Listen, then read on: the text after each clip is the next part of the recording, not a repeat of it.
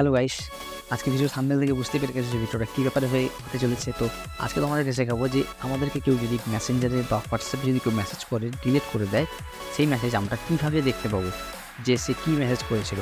তো এর জন্য কোনো থার্ড পার্টি অ্যাপ্লিকেশনের কোনো প্রয়োজন নেই, আমাদের মোবাইলের সিস্টেম আছে। তো সবাই ভিডিওটা ভালো করে দেখো, আজকে তোমাদের দেখাবো বিনা কোনো অ্যাপ্লিকেশন ইউজ করে কীভাবে আমরা জানতে পারবো যে আমাদেরকে কী মেসেজ পাঠানো হয়েছিল এবং সেটা ডিলিট করে দেওয়ার পরও আমরা কিন্তু দেখতে পারবো। তো তো চলো শুরু করা যাক আজকের ভিডিও। সো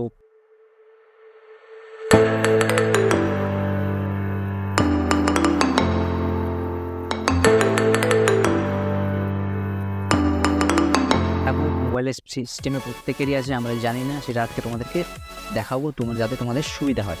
আমার ভিডিওটা থেকে যদি তোমাদের উপকার হয়, ভালো লেগে থাকে, তো প্লিজ সাবস্ক্রাইব করবে আমার চ্যানেলটাকে এবং পাশে থাকবে এবং বন্ধুদের মাঝে শেয়ার করে দেবে।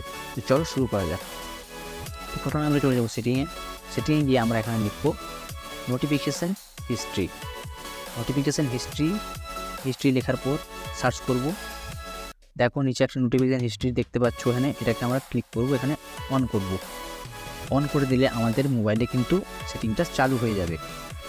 এরপর তোমাদেরকে দেখাচ্ছি আমি মেসেজ করছি, আমার হোয়াটসঅ্যাপে মেসেজ করছি, আমি তোমাদেরকে দেখাবো ডিলিট করে।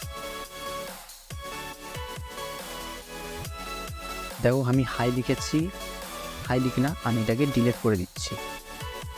এখান থেকে ওপাশ থেকে আমি ডিলিট করে দিলাম, মেসেজটা কিন্তু ডিলিট করে দিয়েছি আমি। সো এইবারে আমি চলে যাব, এবারে আমি কি করব, আবার এখানে নোটিফিকেশান হিস্ট্রিতে ক্লিক করবো, আবার ক্লিক করব। দেখো আমার কাছে নোটিফিকেশান এসছে, দেখো হাই লিখেছি, কিন্তু আমি যদি হোয়াটসঅ্যাপে গিয়ে দেখি, হোয়াটসঅ্যাপ কিন্তু আমার ওটা ডিলিট হয়ে গেছে। দেখো আমি কিন্তু ডিলিট করে দিচ্ছি, এটা 8:24 দেখাচ্ছে, ঠিক আছে। আমি এখানে দেখো